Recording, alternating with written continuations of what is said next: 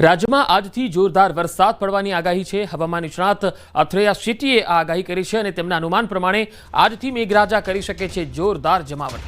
અમદાવાદમાં ગાજવીજ સાથે વરસાદની સંભાવના। 8 જિલ્લામાં 2 દિવસ રેડ એલર્ટ જેવી સ્થિતિ રહેશે। છોટાઉદેપુર, વડોદરા, નર્મદા, તાપી, ભરૂચ, આણંદ, સુરતમાં રેડ એલર્ટ જેવી સ્થિતિ જોવા મળશે। ભારેથી લઈને કેટલાક ભાગમાં અત્યંત ભારે વરસાદની સંભાવના છે। આ 8 જિલ્લામાં ભારેથી અતિ ભારે વરસાદ પડી શકે। દાહોદ, પંચમહાલમાં પણ ભારેથી અતિ ભારે વરસાદની સંભાવના છે। ડાંગ, વલસાડમાં પણ અતિ ભારે વરસાદ થઈ શકે। નવસારી અને ખેડા જિલ્લામાં પણ ભારેથી અતિ ભારે વરસાદની શક્યતા છે। તો ભાવનગર, અમદાવાદમાં પણ ભૂક્કા બોલાવી દે એવો વરસાદ પડી શકે છે। તો 6 સપ્ટેમ્બરે અરવલ્લી, સાબરકાંઠામાં ભારે વરસાદની વકી છે। ગાંધીનગર, બોટાદ, સુરેન્દ્રનગરમાં પણ સાવધાની જરૂરી। મોરબી, મહેસાણા અને કચ્છમાં પણ ભારે વરસાદ થઈ શકે। તો બનાસકાંઠા, પાટણમાં ભારે વરસાદ થઈ શકે। 7 સપ્ટેમ્બરની જો વાત કરીએ તો 7 સપ્ટેમ્બરે ઉત્તર સૌરાષ્ટ્રના જિલ્લાઓમાં થઈ શકે છે ભારે વરસાદ। લો પ્રેશરના ટ્રેકમાં રવિવારે ફેરફારની શક્યતા જોવા મળશે। સૌરાષ્ટ્ર પર થઈને દક્ષિણમાં ગતિ સંભવ છે।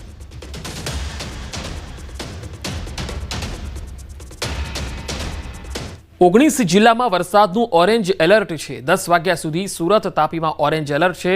નવસારી, વલસાડ, નર્મદા અને ભરૂચમાં ઓરેન્જ એલર્ટ અપાયું છે। તો દાહોદ, પંચમહાલ, અરવલ્લીમાં પણ ઓરેન્જ એલર્ટ આપવામાં આવ્યું। સૌરાષ્ટ્રના ભાગોમાં પણ ઓરેન્જ એલર્ટ આપવામાં આવ્યું છે।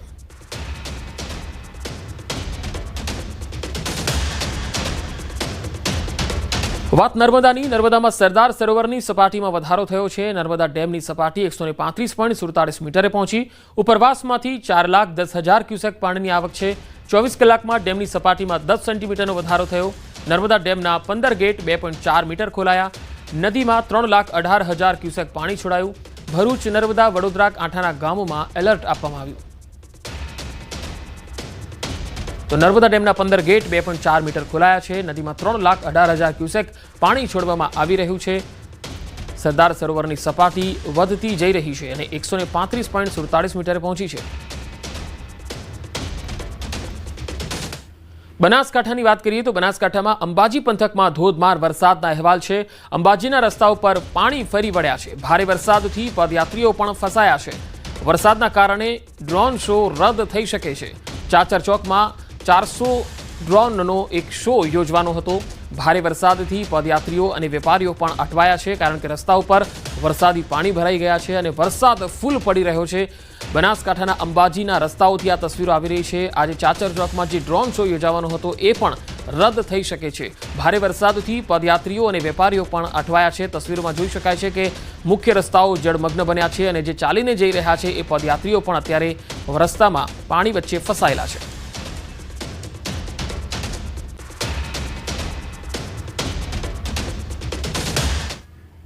અંબાજીમાં વરસાદ વચ્ચે પદયાત્રીઓનો પ્રવાહ યથાવત છે। પાલનપુરમાં વરસાદ બાદ પાણી ભરાઈ ગયા છે।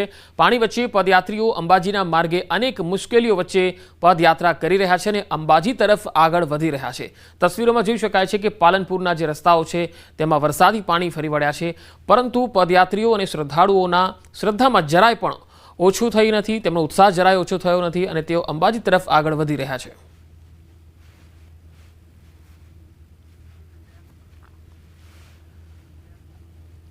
અંબાજીમાં ભારે વરસાદથી ડ્રોન શો રદ કરાયો છે। એક સાથે 400 ડ્રોનનો આ શો યોજાવાનો હતો।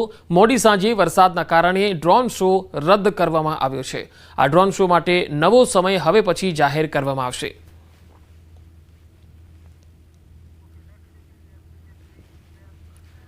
સાબરકાંઠા જિલ્લામાં વરસાદી માહોલ છે। મોડી રાતથી જ જિલ્લામાં ધોધમાર વરસાદ। જિલ્લાના તમામ તાલુકામાં વરસાદ પડી રહ્યો છે। નીચાણવાળા વિસ્તારોમાં પાણી ભરાઈ ગયા છે।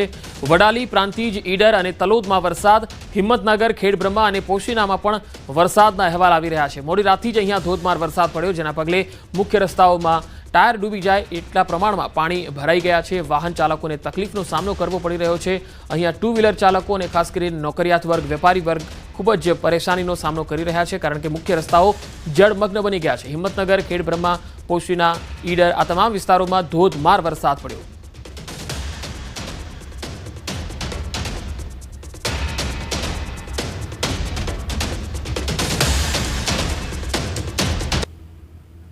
તો હિંમતનગરના ગોરવાડા નજીકનો ડીપ બ્રિજ પાણીમાં ડૂબી ગયો। આ તસવીરો જુઓ। હાથમતી નદીના ધસમસતા પાણીનો પ્રવાહ ડીપ બ્રિજ પર થઈને ફરી વળ્યો। ગોરવાડા, નાની ડેમાઈ, તીતપુર, કાણિયોલ, કેસરપુરા અને કેસરપુરા કંપા સહિતના ગામોની અવરજવર બંધ કરી દેવાઈ છે। 3 દિવસથી 10 થી 12 ગામોની અવરજવર બંધ થવાથી પરેશાની વધી ગઈ છે। પૂરના પાણી ઓસર્યા બાદ વાહન વ્યવહાર માટે રસ્તો ખુલી શકે। ડીપ બ્રિજ બંધ થયાને લઈને સ્થાનિકો હવે પરેશાન થઈ ગયા છે।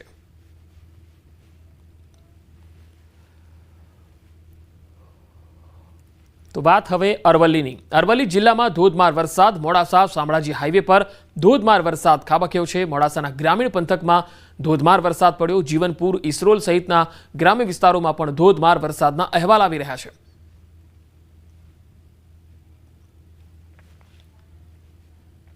तो उत्तर गुजरातना मोटाभागना विस्तारोमां वरसाद छे। हवे वात मध्य गुजरातनी पण करी लईए।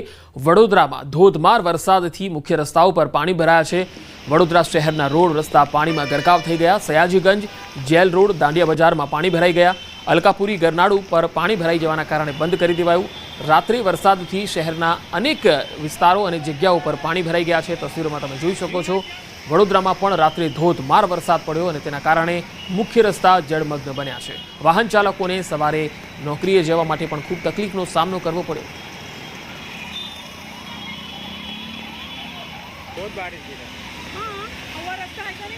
वडोदराथी आ तस्वीरो आवी रही छे। जोई शकाय छे दांडिया बजार, अलकापुरी गरनाळू पाणी भरावाना कारणे बंध करी देवायुं छे।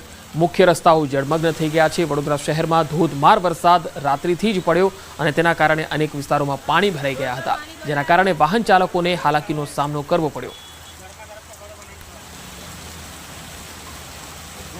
वरसादने पगले वडोदरावासीओने गरमीथी पण राहत मळी गई छे। हवे डभोईनी तस्वीर बतावीए। वडोदराना डभोई पंथकमां धोधमार वरसादना अहेवाल छे। अहींया 3 दिवस वरसादनो विराम हतो अने त्यारबाद फरी एकवार वरसादनी शरूआत थई। एसटी डेपो, झारोलवागा अने टावर विस्तारमां धोधमार वरसाद पड्यो। छीपवाड़ बजार, कन्या शाळा विस्तारमां वरसाद पड्यो। डभोईना ग्रामीण विस्तारोमां पण वरसादी माहोल छवायो छे। थुवावी, फरतीकुई, वेगा विस्तारोमां धोधमार वरसादनो माहोल जोवा मळ्यो। तो वडोदरा शहर ज नहीं परंतु जिल्लाना ग्रामीण विस्तारोमां पण वरसाद छे। हवे शिनोरनी आ तस्वीर पण जोई लो। वडोदराना शिनोरमां रात्रे धोधमार वरसाद खाबक्यो हतो। अहींया गाजवीज साथे धोधमार वरसाद खाबक्यो। सेगवा, मालपुर अने अवाखलमां धोधमार वरसाद। साधली, कुकस अने तरवा सहितना गामडाओमां पण वरसाद पड्यो। वीजळीना कड़ाका भड़ाका साथे वरसाद तूटी पड्यो हतो।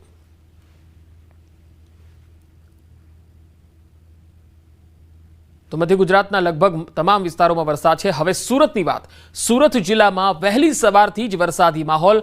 2 दिवसना विराम बाद फरी मेघमहेर थई।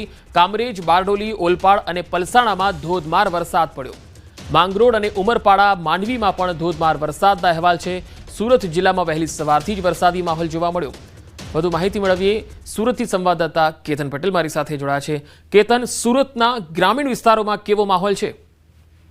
જે પંકજ ચોક્કસથી વાત કરો, ગુજરાત સરકારના હવામાન ખાતાએ દક્ષિણ ગુજરાતના સુરત જિલ્લો, તાપી જિલ્લો, ડાંગ જિલ્લો, નવસારી જિલ્લાની અંદર ઓરેન્જ એલર્ટ આપ્યું છે। તદુપરાંત 4 થી 8 તારીખ સુધી ભારે વરસાદની પણ આગાહી કરી હતી, જે અંતર્ગત સુરત જિલ્લામાં વહેલી સવારથી જ મેઘરાજા મન મૂકીને વરસી રહ્યા છે। માંડવી, બારડોલી, પલસાણા, કોરડા, કામરેજ વિસ્તારોની અંદર વહેલી સવારથી વરસાદ વરસતા માર્ગો પણ થયા હતા પાણી ખાસ કરીને આ 3 દિવસના વિરામ બાદ જે ફરી વરસાદ શરૂ થતા ખેડૂતો માટે ખુશીનો માહોલ જોવા મળ્યો છે। કે બીજી તરફ વાત કરવામાં આવે તો દક્ષિણ ગુજરાતની જીવાદોરી સમાન ઉકાઈ ડેમમાંથી પણ 1.25 લાખ ક્યુસેક પાણી છોડાતા તાપી નદી પણ 2 કાંઠે જોવા મળતા આ તાપી નદીના કાંઠે આવેલા જે ગ્રામ્ય વિસ્તાર છે એને પણ એલર્ટ કરી દેવામાં આવ્યા છે। જી કેતન, આભાર માહિતી આપવા માટે। હવે વાત મધ્ય ગુજરાતના ખેડા